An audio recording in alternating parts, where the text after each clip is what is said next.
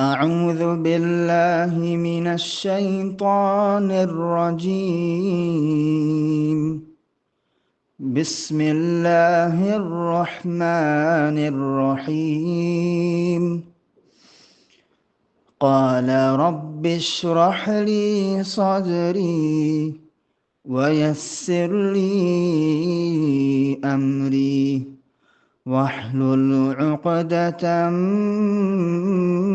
من لساني يفقه قولي.